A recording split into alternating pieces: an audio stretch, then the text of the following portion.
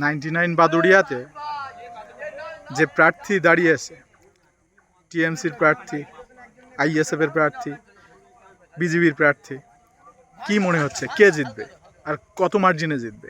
দেখেন, প্রার্থী অনেক দল দাঁড়িয়েছে, কিন্তু আমরা মনে করছি আমাদের প্রার্থী হচ্ছে সোনার ছেলে।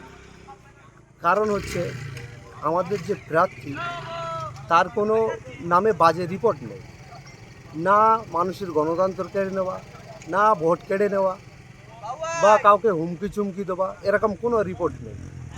আমাদের প্রার্থী সত্যি কথা বলতে যদি খারাপ বলা হয়, খারাপ হচ্ছে সে একটা গরিবের ছেলে, একটা কৃষকের ঘরের ছেলে। আর যদি খুব একটা বলতে পারেন গায়ে একটু রং ময়লা, এছাড়া কোনো খারাপ নেই, কিন্তু কর্মসূত্রে একদম সোনার ছেলে।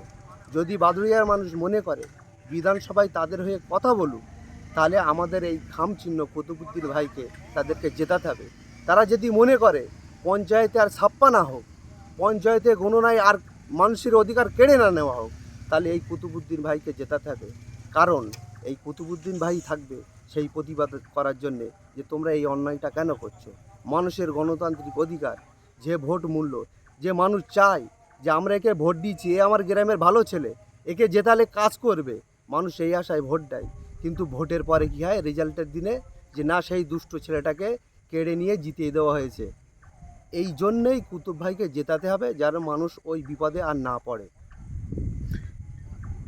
কাজী আব্দুল রহিম দিলু, তিনি আবার কংগ্রেস থেকে প্রার্থী হয়েছে, আপনার কি মনে হয় তিনি কোনো ইফেক্ট করতে পারবেন? দিলুদা অ্যাকচুয়ালি ভালো ছেলে, কিন্তু কোনো কারণবশত বা কোনো চিন্তাভাবনায় কি কোনো কারণে উনি টিএমসিতে গিয়েছিলেন।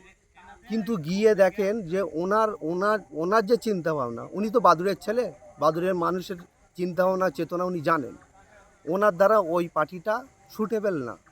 অতএব দিলুদা এই চিন্তাভাবনা করে উনি আবার ওনার জায়গায় ফিরে এসছে, যে একটা ভদ্র দল থাকবে, মানুষের গণতান্ত্রিক অধিকার দেবে, সেই জায়গাটা আমার দরকার। আর সেই জায়গায় দাঁড়িয়ে আমি মানুষের পাশে দাঁড়াতে পারবো। আপনার পরিচয়? আমার নাম আলিয়াস সাব, আমি যদুরাটি উত্তরাঞ্চলের সভাপতির দায়িত্ব পালন করছি। ধন্যবাদ।